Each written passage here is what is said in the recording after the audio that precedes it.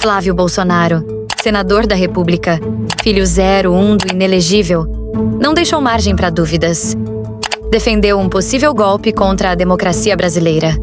E ainda assim, há quem tente amenizar, distorcer ou normalizar a gravidade do que foi dito. Eu sei, parece piada.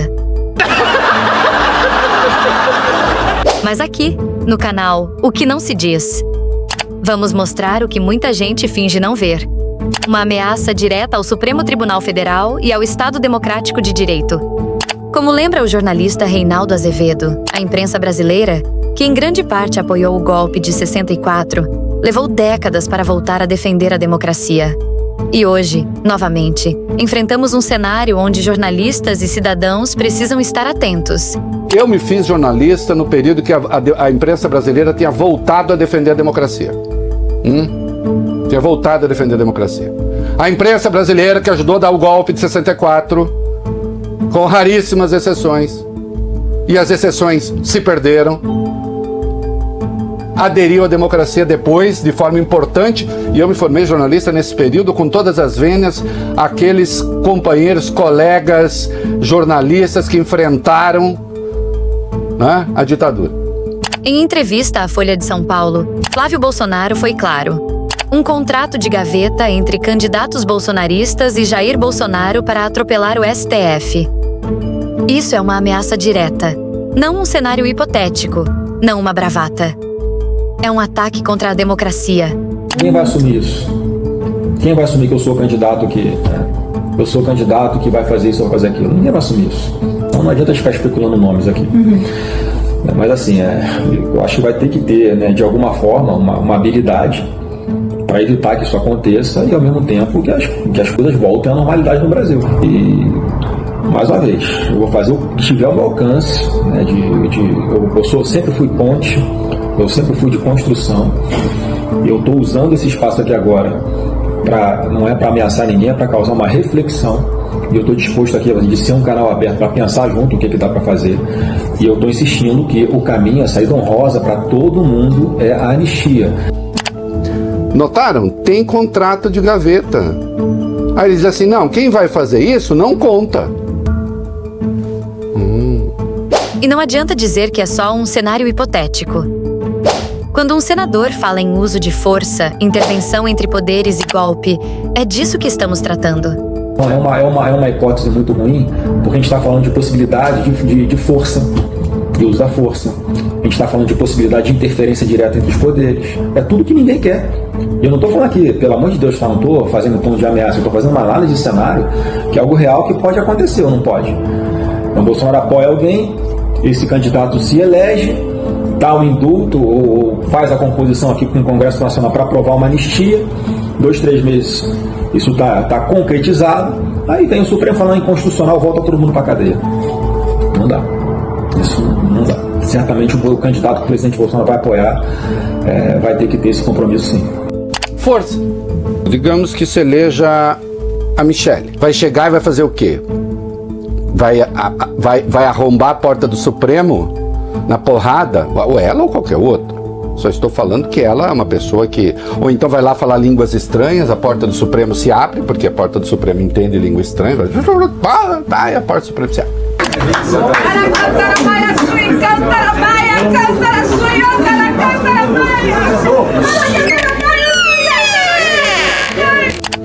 Vai lá e enche de bolacha os ministros, é isso? A estratégia é velha. Distorcer o artigo 142 da Constituição, alegando que as Forças Armadas poderiam ser chamadas como poder moderador. A fala do advogado e ex-secretário nacional de Justiça, Augusto de Arruda Botelho, ainda em 2022, explica bem o momento que vivíamos nessa época e que ainda vivemos hoje em 2025. A situação é tão distópica, para usar uma palavra bonita, que eu poderia chamar bizarra, surreal, que a gente tem que explicar o inexplicável, basicamente. Não existe a menor possibilidade jurídica de invocar o artigo 142 da Constituição Federal para uma intervenção militar. Não é a isso que ele se dirige. Então, o momento que o Brasil atravessa, o mundo, a bem da verdade, né? Porque aqui o Brasil está bastante acentuado, mas o mundo passa por um momento de distopia completa em que a gente acredita em construções que não tem nenhum fundamento. Essa é mais uma delas. Não há hipótese. O artigo 142 da Constituição Federal serve sim para a intervenção das Forças Armadas em casos absolutamente específicos, não para substituição de governos. Eu sei que não é a melhor reação a gente rir desses absurdos, mas assim, é surreal a gente estar tendo essa discussão. Reinaldo Azevedo lembra. Até o ministro Luiz Fux já afirmou que isso não é papel dos militares. Então, a força teria que ser... Quem usaria a força? O presidente, segundo o artigo 142, e voltamos ao artigo 142 da Constituição, é o chefe supremo das Forças Armadas. Teria de ser militar.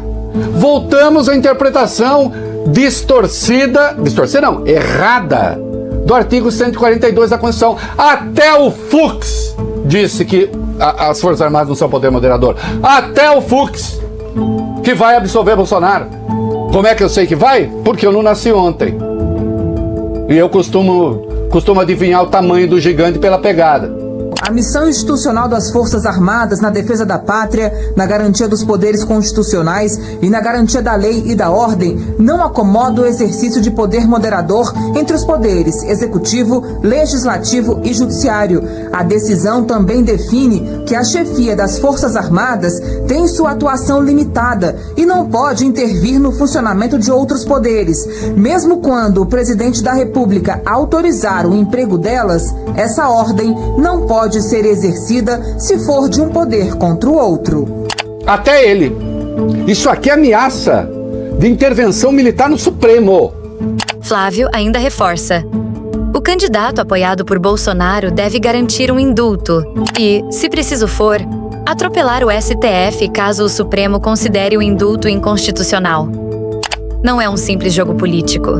É uma chantagem institucional. Se você está achando este conteúdo importante, não esqueça de curtir este vídeo, se inscrever no canal e compartilhar com quem precisa entender o que realmente está acontecendo. A sua participação fortalece este espaço de informação democrática. E é aqui que está um dos aspectos mais perigosos deste momento. Quando parte da imprensa escolhe minimizar ou silenciar frente a essas ameaças explícitas, não está sendo isenta. Está sendo cúmplice. Como diz Reinaldo Azevedo, ou defendemos a democracia, ou nos ajoelhamos aos pés dos golpistas. Não há meio termo. Da última vez que golpistas prevaleceram, não foi muito agradável. Agora, imagine se essas palavras viessem de um senador de esquerda ou de um líder do MST. Qual seria a reação? Por que então se busca justificar o que foi dito por Flávio Bolsonaro? Na próxima eleição presidencial, em 2026, é preciso que a imprensa e os jornalistas confrontem com todas as letras os candidatos do campo bolsonarista. Você se comprometeu a atropelar o STF se eleito? Porque o que está em jogo aqui não é apenas uma eleição. É o futuro da democracia brasileira. E você, o que pensa sobre tudo isso? Deixe seu comentário aqui embaixo. Eu sou a Natália, e aqui, o que não se diz por aí, a gente revela.